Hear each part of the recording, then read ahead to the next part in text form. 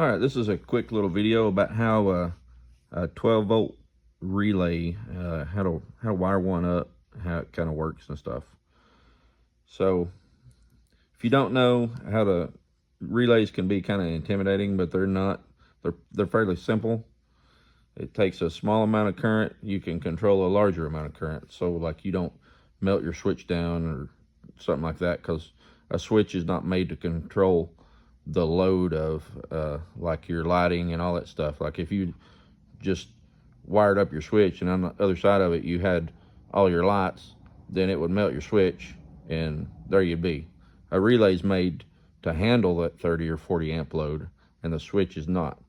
So the switch controls the relay, then the relay turns like your lights and stuff like that on. So when you're wiring it up, you can use one wire fused, obviously, to control, send power to your switch and send power to your relay. And then when you flip your switch, it will send your power out to 87 to your load. There's an electromagnet inside the relays. That's how they operate. That's a different story, different video for that. But there's electromagnets in here. Just know that. So when you hit your switch, electromagnet stuff happens, and it takes your power from 30 and sends it over to 87 and out to your light bar. When your switch is off, if you have a 5-pin relay, 87A will have the 12 volts on it all the time. But when you turn your switch on, it sends it out to 87, turn it off, and it's just sitting here on 87A. You could use it for some like high or low beams, but that's a little different. If you don't need it, just cap it off so it's not arcing and blowing your fuse and stuff like that. So I have some stuff set up here, and I'm going to go ahead and hook one up. So I'm using just a DeWalt adapter, and I'm going to use a DeWalt battery as my battery. It'll show 20 volts, but it's the same as the 12 volt. Like DC works the same way. So all your grounds, like you always ground your stuff. Like you don't have to ground back to the battery. Like if you're using it in a car or a side-by-side or something like that, a chassis ground would be sufficient enough. So this is the ground from my light. I'm gonna ground it with the ground from the battery. I'm using these quick clamps here just for demonstration purposes. I don't like to use them, but other than quick stuff like this.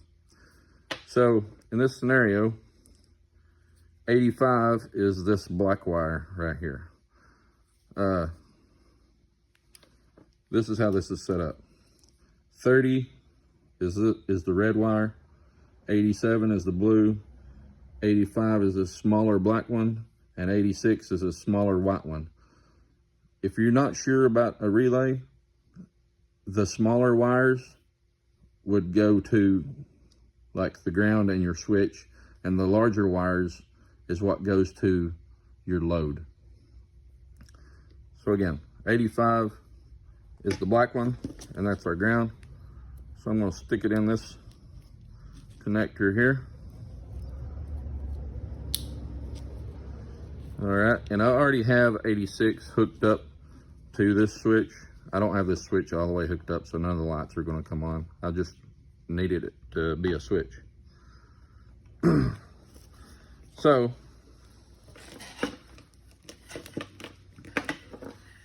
here we are from our battery. This is our hot wire from our battery, the plus wire.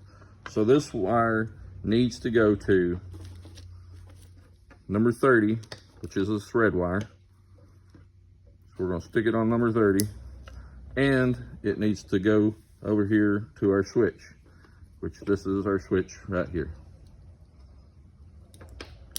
All right. So now the only thing left we got, our whole relay is hooked up except for 87A. We're not going to use that one.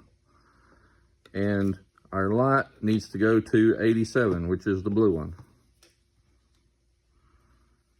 So here we go. Everything is hooked up. The relay, the switch controls the relay. The relay sends power to our light. And we do have a fuse in this. All right, so we're gonna hook our battery up. And when we hit our switch, our light should come on. And it does. When we turn our switch off, it goes off, on, off. All right, so if we put a meter on this yellow one right now should have 20 volts on it because we're using a 20 volt battery.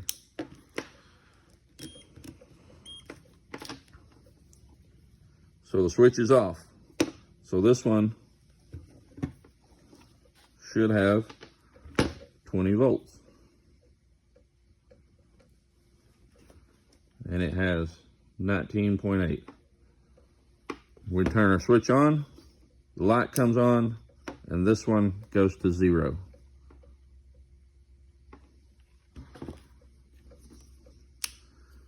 So if you don't need a 5-pin relay,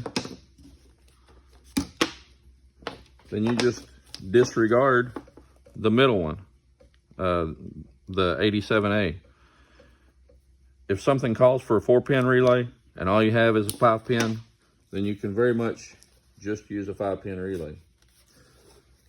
About the only thing I use are 5-pin relays, just because I buy them in bulk and I would rather have a 5-pin, like a whole bunch of 5-pin relays sitting over there just waiting to be used, than have all these 4-pin ones that I can't use because the situation needed 5 pins. So I just buy 5 pins and then I just block this 87A off when I don't need it. Hope that was clear enough.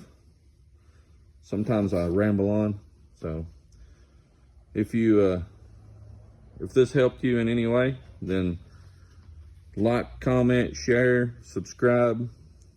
I'd appreciate it. And thanks for watching.